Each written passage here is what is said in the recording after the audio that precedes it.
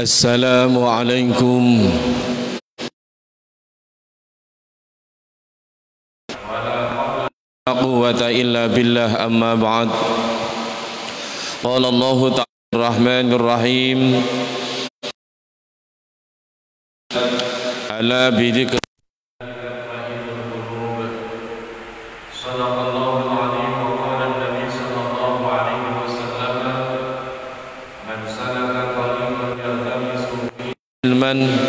sahhalallahu lahu bihi tariqan ilal jannah. Al-hadis au kama qala. Hadirin hadirat jamaah salat maghrib Masjid Agung Baitul Mukminin yang sama-sama dirahmati dan dimuliakan Allah Subhanahu wa taala.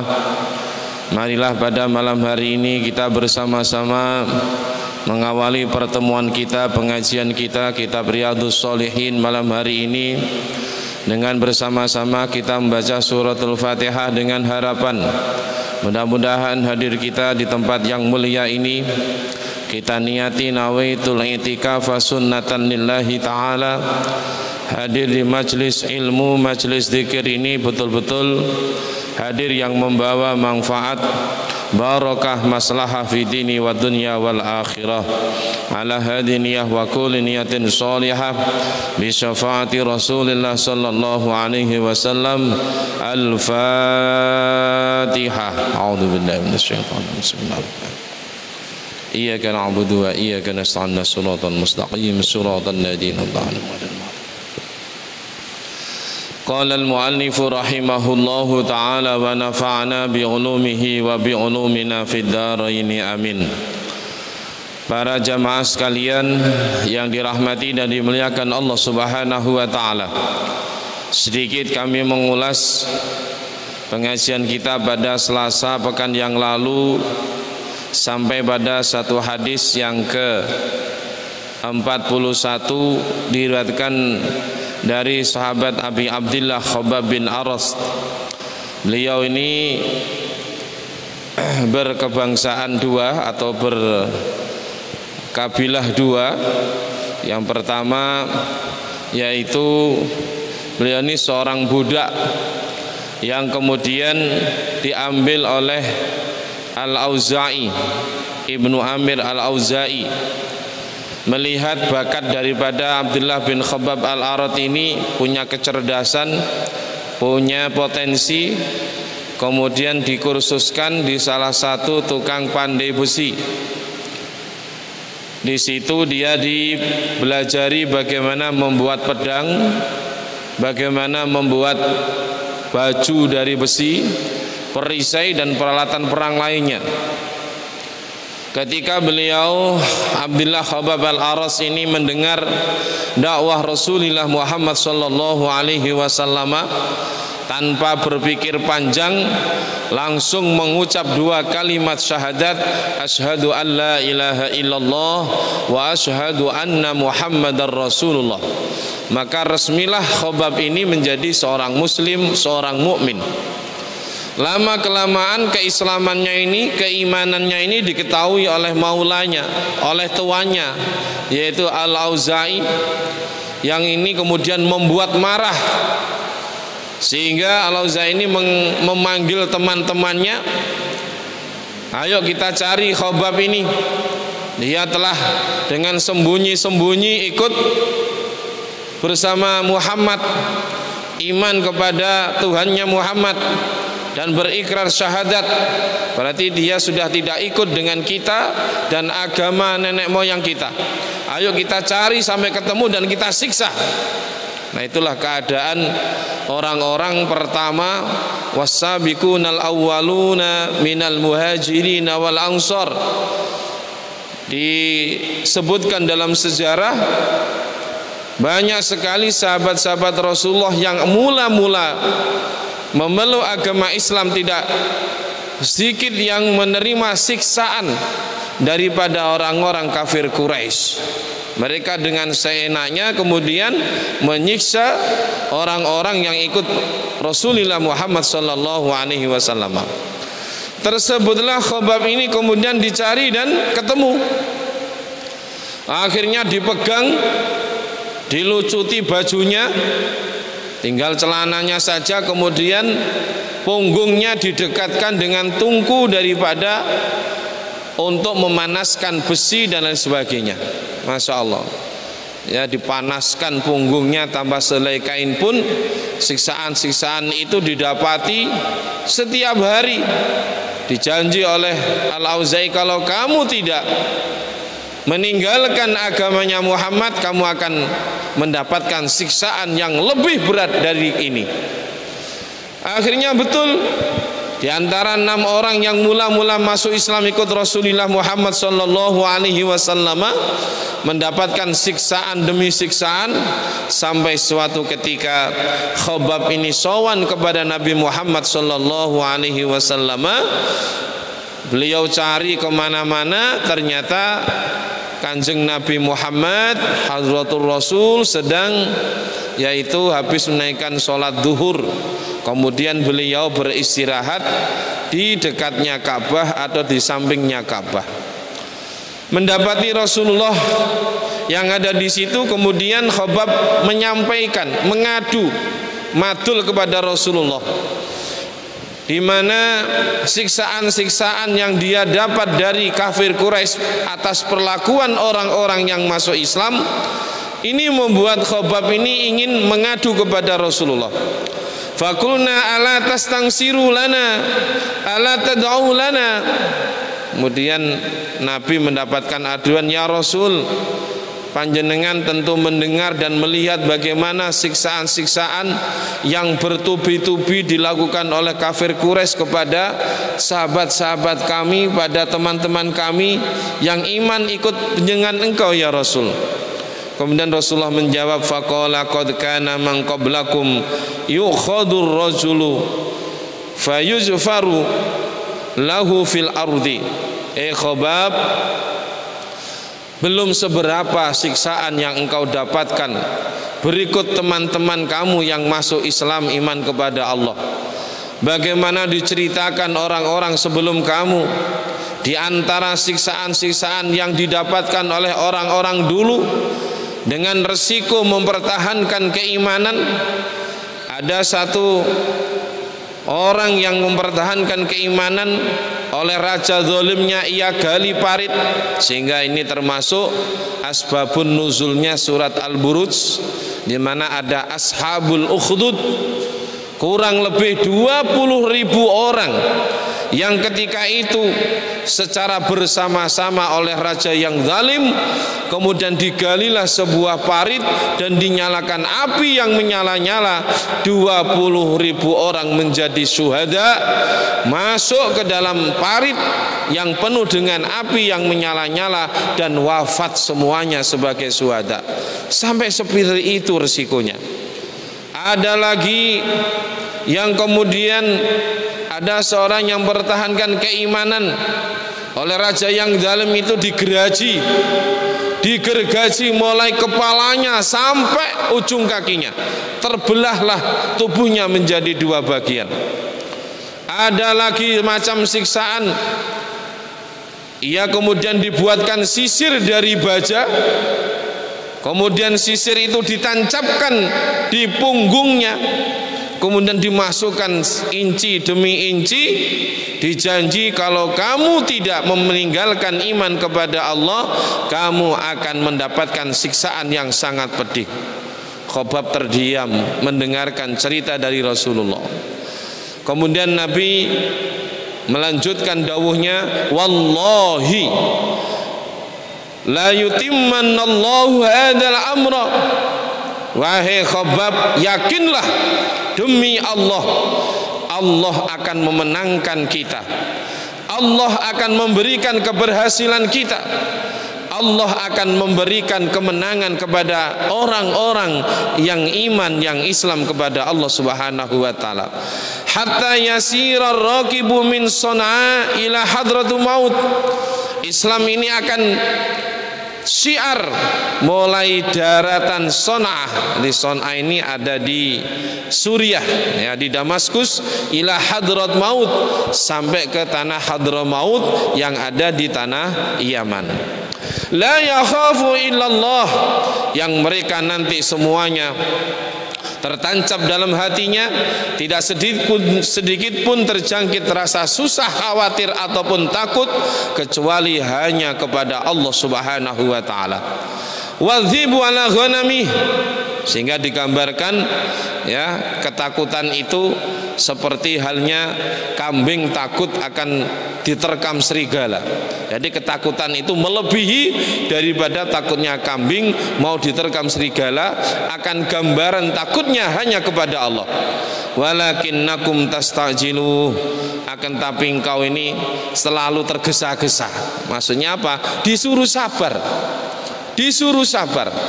Kita sudah mengulas pada hadis-hadis yang lalu, diantaranya macam-macam ujian dan cobaan, diantara gangguan-gangguan hidup ini, ya, itu semuanya Allah turunkan kepada orang-orang yang beriman, kepada hatinya orang-orang yang beriman. Satu, sebagai bentuk ujian itu supaya ia sabar dalam menghadapi ujian-ujian itu, dengan diganti Allah akan menggugurkan dan menghapuskan dosa-dosa pada dirinya. Yang kedua, faedah dari hadis ini, kita ini kalau jadi pimpinan jangan sekali-sekali melihat anak buah kita atau orang yang ada yang kita pimpin itu kelihatan putus asa, kemudian kita tambahi dengan pernyataan-pernyataan yang memberatkan. Bagaimana nih Pak, kita sudah usaha sekian hari tapi toh juga tidak berhasil. Ya jangan kemudian, wah kalau gitu kamu ini mudah menyerah, kalau gitu wis leren aja, kalau gitu berhenti aja. Ini jadi pemimpin kurang pas, kurang baik. Artinya apa? Jadi seorang pemimpin harus tampil untuk memberikan semangat kepada orang yang kita pimpin.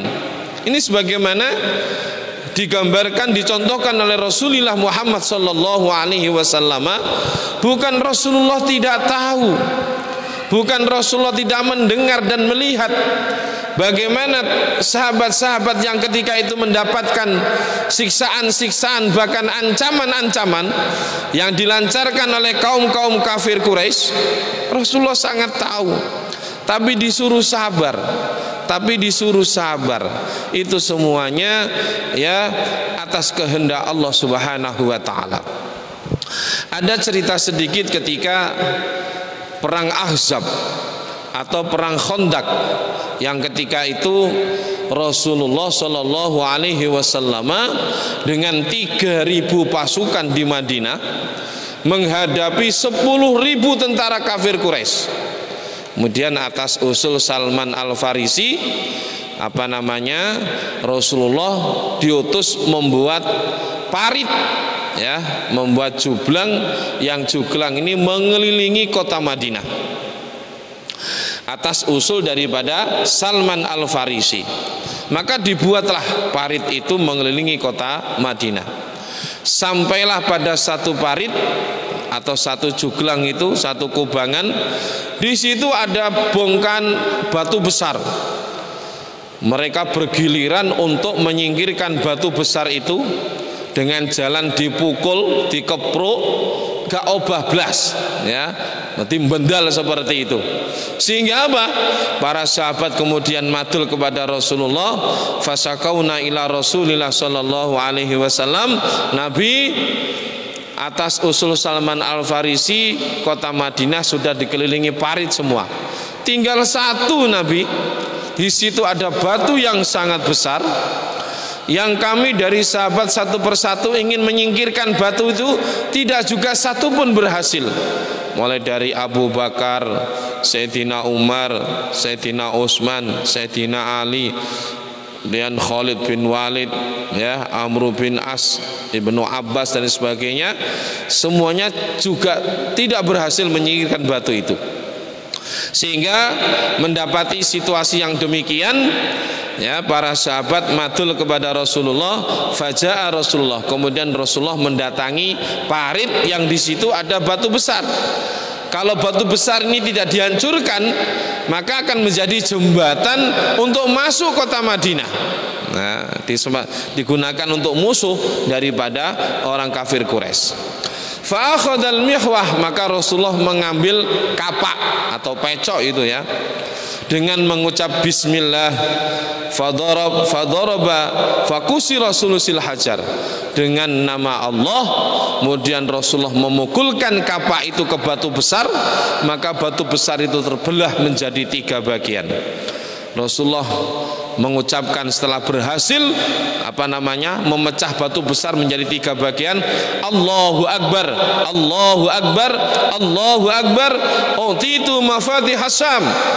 Rasulullah dengan suara yang lantang, ya, kita akan meraih kemenangan, kita akan berhasil mendakwahkan Islam ini. Kunci-kunci kota Syam sudah ada di tangan saya. Masya Allah. Jadi Rasulullah meyakinkan hati para sahabat yang ketika itu lagi down, ya, menghadapi masalah sedikit kemudian membuat gundah dan susah, ya. Jadi Nabi itu meyakinkan daripada hati para sahabat yang ketika itu menghadapi masalah ini figur seorang pemimpin yang hebat. Itulah Rasulullah Muhammad sallallahu alaihi wasallam. Jadi para jamaah sekalian, intinya adalah bahwa hadis ini, ya, kita harus sabar. Semuanya butuh proses. Orang menjadi baik tidak sekonyong-konyong menjadi baik. Saya sering menyampaikan kepada anak-anak itu, ya, apalagi yang sekarang ini anak-anak kita kelas 12 atau kelas 9, ya, bertubi-tubi mereka mendapati ujian-ujian ini. Sudah ada yang mungkin tatap muka, itu syukur, ya, ada tatap muka dengan bapak ibu guru. Tapi yang anak-anak, ya, siswa kita yang ada di rumah daring, hampir 1 tahun pelajaran ini ada di rumah, ya, kita bantu dengan doa, kita yakinkan mereka, kita kuatkan hati mereka. Ini yang kelas 12 akan masuk di perguruan tinggi, ya, kita sering sampaikan, tidak ada kemudian ceritanya di dunia ini tidak melalui proses kemudian meraih sebuah keberhasilan. Ya, singkong itu tidak kemudian sekonyong-konyong jadi tape di atas meja siap diolah jadi godo tape atau dimakan, ya, tapi harus melalui proses. Dia harus dicabut dari dalam tanah. Kalau sulit dicangkul sedikit-sedikit, ya, dicangkul sedikit-sedikit supaya mudah jabutnya. Apakah selesai? Tidak, dipotong pohonnya, ya, dipotong pohonnya, kemudian dikeluarkan dari tanah. Setelah keluar dari tanah, apakah sudah selesai prosesnya? Belum, dipisahkan ia dari tangkainya. Setelah dipisahkan dari tangkainya, dilepaskan dari kulitnya. Ini proses, ini proses. Apakah sudah selesai? Belum. Singkong itu harus dipotong-potong sesuai ukuran-ukuran yang kita inginkan.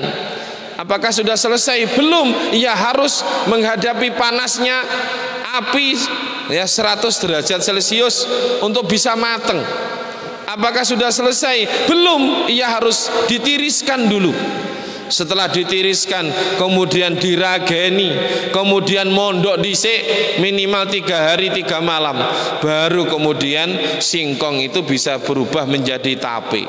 Nah, ini para jamaah, kita semangat dalam ibadah itu tidak kemudian sekonyong-konyong gelar takwa atau gelar mukmin yang sebenarnya.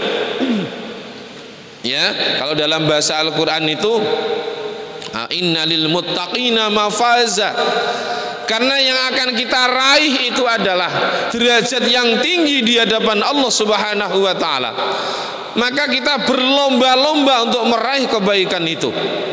Dan kita tidak bisa kemudian pasif. Pasif itu apa? Tidak bergerak sama sekali, ya, tidak bergerak sama sekali. Perutnya lapar, kemudian wis saya tak batin tok ae, nantilah kenyang-kenyang sendiri. Nah, ini namanya, ya, tidak pas ini. Ya, menuntut kita untuk ikhtiar zahir dan batin, ini keduanya adalah bentuk usaha kita untuk menggapai ridhonya Allah, untuk menggapai rahmatnya Allah. Nah, ini proses, semuanya proses. Tidak sekonyong-konyong bayi menjadi dewasa, dia harus melalui masa anak-anak, kemudian masa dewasa, ya, kemudian seumuran kita, kemudian menuju usia lanjut, kemudian lanjut usia, kemudian tutup usia. Ini adalah proses.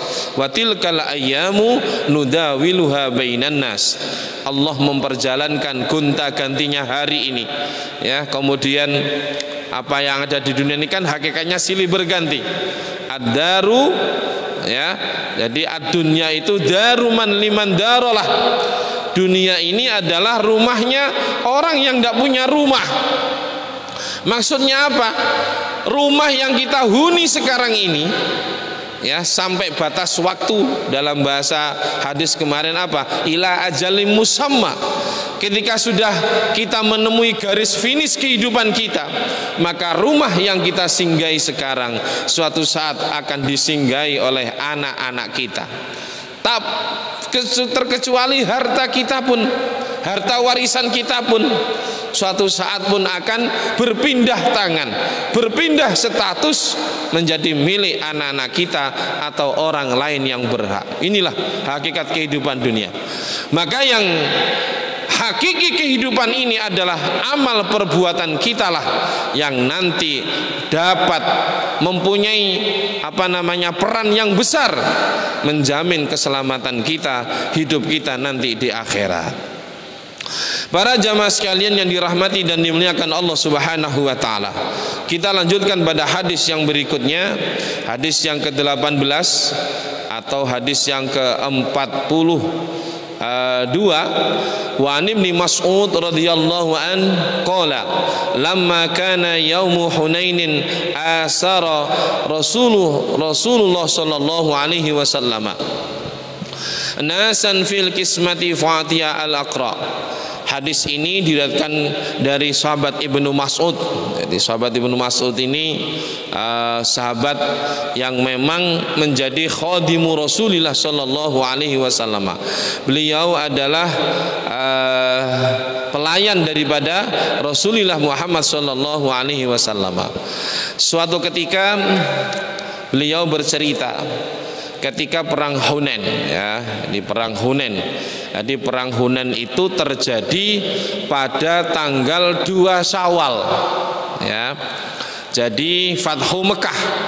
Fathu Mekah itu asbabun nuzulnya, turunnya surat An-Nasr. Idza jaa nasrullahi wal fath wa ra'aitan nasa yadkhuluna fi dinillahi afwajan fasabbih bihamdi rabbika wastaghfir innahu kana tawwaba. Surat An-Nasr ini menceritakan bagaimana Fathu Mekah, yaitu kemenangan kaum muslimin yang ketika itu Rasulullah datang dengan 10.000 pasukan, 4 penjuru angin. Jadi Mekah datangi kaum muslimin, pasukan Nabi Muhammad dari Madinah, dari arah selatan 2.500 pasukan, dari arah timur Mekah 2.500 pasukan, dari arah barat 2.500 pasukan, dari arah utara 2.500 pasukan, jumlah 10.000. Jadi yang ketika itu bertepatan dengan tanggal 17 Ramadan tahun 8 Hijriah atau 630 Masehi. Nabi bersama 10.000 pasukan berangkat dari Madinah menuju Mekah. Kemudian Rasulullah berada di Mekah, di mana kabilah-kabilah terkemuka di kota Mekah langsung melepaskan senjata. Mereka menyerah tanpa syarat. berbondong-bondong penduduk Mekah berikrar kepada Nabi Muhammad mengucapkan 2 kalimat syahadat. Nah, ini Fathu Mekah. Maka turunnya idza jaa nasrullahi wal fath, maka betul-betul telah datang pertolongan Allah, yaitu pasukan daripada Nabi Muhammad 10.000 pasukan ini masuk kota Mekah. Nah, perang Hunain ini terjadi ketika tokoh-tokoh kabilah yang ada di luar kota Mekah disponsori oleh Malik bin Auf. Ini tokoh daripada suku Hawazin yang ada di luar kota Mekah, yang ada di Taif, ya. Ini kemudian muncul kekhawatiran, wah, Mekah sebagai pusat peradaban, Mekah sebagai pusat perdagangan ini sudah dikuasai oleh kaum muslimin. Kita harus cepat bergerak. Akhirnya apa? Semuanya dihasut, semuanya dihubungi oleh Malik bin Auf ini supaya kita menyusun kekuatan, ya, menyusun kekuatan. Dia berhasil mengumpulkan 25.000 pasukan.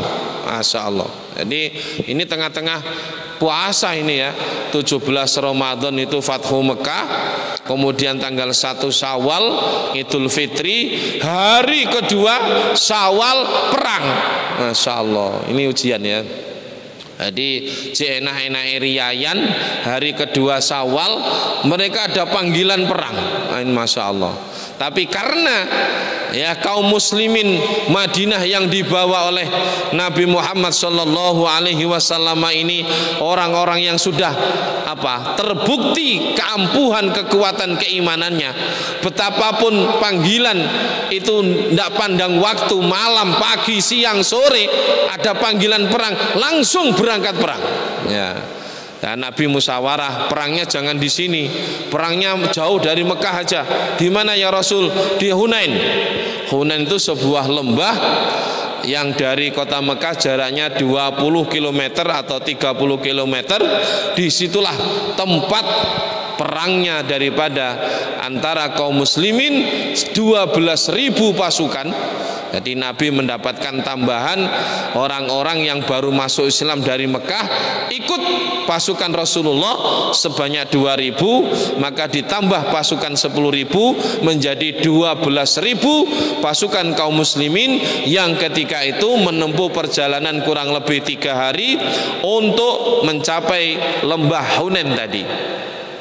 Nah, pada saat datang di lembah Hunain ini, ya, Malik bin Auf ini sudah membuat jebakan-jebakan. Nah, ini karena sudah lebih dulu datang di gunung-gunung itu, di bukit-bukit itu, sehingga pos pertahanannya ini lebih dulu dikuasai oleh pasukan Malik bin Auf dengan 25.000 pasukan. Maka disiapkan pasukan pemanah-pemanah di bukit-bukit yang tanpa diketahui oleh daripada pasukan kaum muslimin.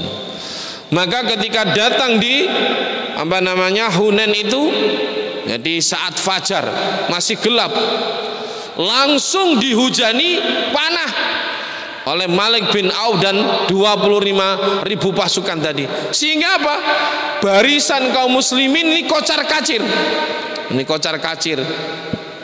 Jadi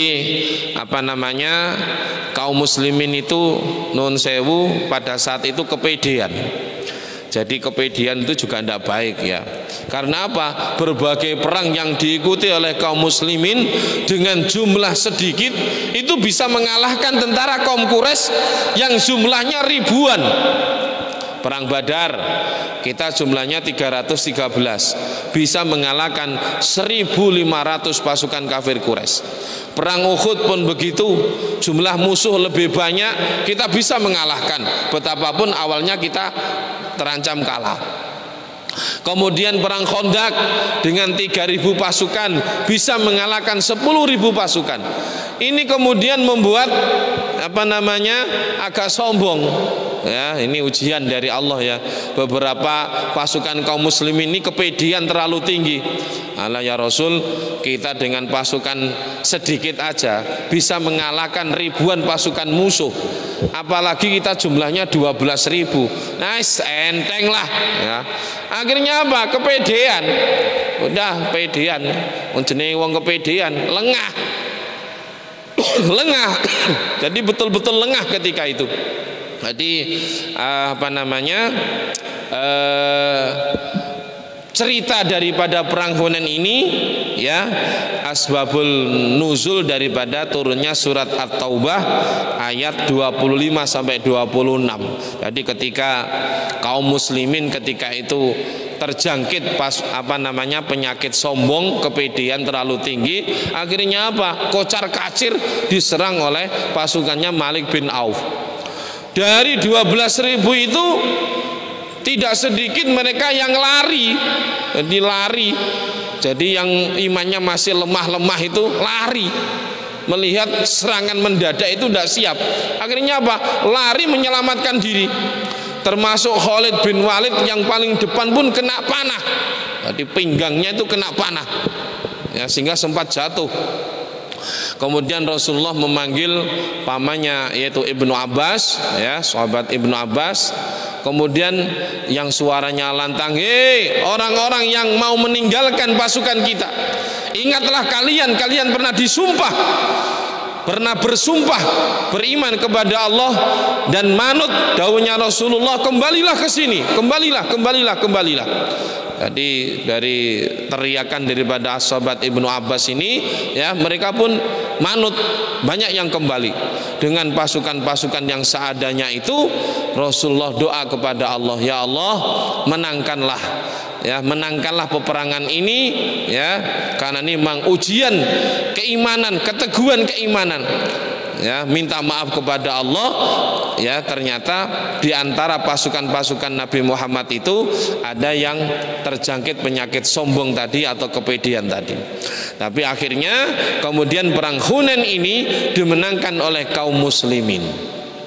Nah, berkaitan dengan hadis ini, ketika kaum muslimin memenangkan daripada peperangan Hunain ini, maka ya orang dulu kalau perang itu ya anaknya dibawa, istrinya dibawa, hewan-hewan ternaknya pun dibawa, perhiasannya pun dibawa. Maka tertulis dalam sejarah ada 6.000 tawanan, semuanya kaum wanita. Ada 24.000 unta, ada 40.000 kambing, ada emas perhiasan yang ditinggalkan begitu saja. Itu kalau dikalkulasi beratnya 150 kg. Ini ghanimah ya, harta rampasan perang. Maka setelah perang itu usai, Nabi Muhammad kemudian membagi daripada ghanimah tersebut. Nah, hadis ini kemudian saya lanjutkan. Fil kismati fatiya al-Aqra bin Habis mi'atah minal ibil wa ata Uyainah bin Hisni misla dalik. Jadi kemudian Rasulullah membagi-bagikan ghanimah.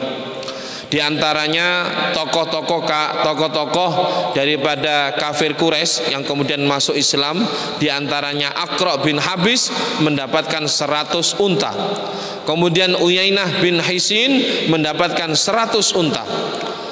Wa atanasan min asrafil Arab, dan masih banyak lagi tokoh-tokoh kafir Quraisy yang kemudian masuk Islam diberikan harta rampasan perang atau ghanimah itu, semisal itu.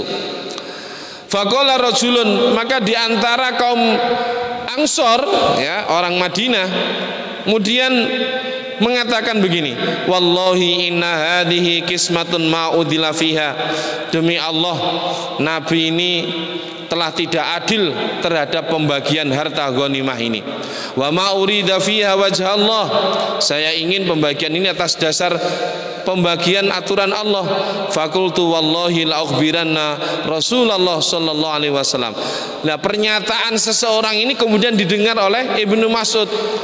Kamu ngomong begitu akan saya laporkan kepada Rasulullah. Nah, bima qala fataghayyara wajhullah hatta kana kasirfi. Kemudian Ibnu Mas'ud menyampaikan ucapan seorang dari kaum Ansor ini kepada Rasulullah.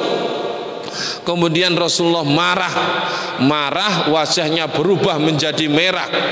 Summa qala faman ya'tilu idza lam ya'tillahu wa rasuluh. Terus siapa kemudian siapa yang berbuat adil kalau mereka sendiri sudah tidak percaya kepada Allah dan Rasulnya? Ya. Summa qala yarhamullahu Musa qad udhiya bi aksara min hadza. Rasulullah kemudian diingatkan oleh Allah, mudah-mudahan Allah tetap memberikan rahmat kepadanya, mudah-mudahan Allah tetap memberikan kasih sayang kepadanya. Kemudian Rasulullah menyampaikan bagaimana Musa diuji oleh Allah menghadapi kaumnya yang ketika itu dengan berbagai macam ujian-ujian. Min hadza fasabara, lebih berat nilai ujiannya daripada ini, ya. Fakutulah jaromala arfa'u ilahi. Ibnu Mas'ud, orang itu jangan dipanggil, jangan diberikan sanksi, ya. Itu semuanya atas kehendak Allah. Mudah-mudahan ia kemudian dimaafkan oleh Allah Subhanahu wa taala. Jadi Nabi pun ini sempat sampai kemudian marah karena disangka Nabi sudah tidak adil. Maka setelah cukup waktu di kota Mekah, Nabi kemudian balik ke Madinah. Kemudian Nabi sebelum berangkat, saya mendengar pengaduan dari salah satu kaum Ansor yang menuduh saya sudah tidak adil. Siapa yang menyatakan begitu, mudah-mudahan ia dimaafkan oleh Allah Subhanahu wa taala. Ketahuilah, harta ghanimah yang ia dapatkan hasil pembagian dari saya, semua harta dunia dalam bentuk apapun itu adalah sampah. Itu adalah sampah. Ini untuk menguatkan orang-orang yang baru masuk Islam supaya tambah kuat keislamannya, tidak goyah lagi keislamannya. Seperti itu. Ini kemudian Rasulullah berangkat ke Madinah kembali dengan kaum Ansor yang ikut ke Mekah ketika itu. Jadi ini beberapa banyak pelajaran. Kita tetap bersabar kepada Allah Subhanahu wa taala dari semua ujian, karena kesabaran akan mendapatkan kita sebuah kemenangan dan keberhasilan. Allahumma amin. Al-Fatihah. Sekian, mudah-mudahan ada guna dan manfaatnya. Wallahu muwaffiq ila aqwamit thariq. Assalamualaikum warahmatullahi wabarakatuh.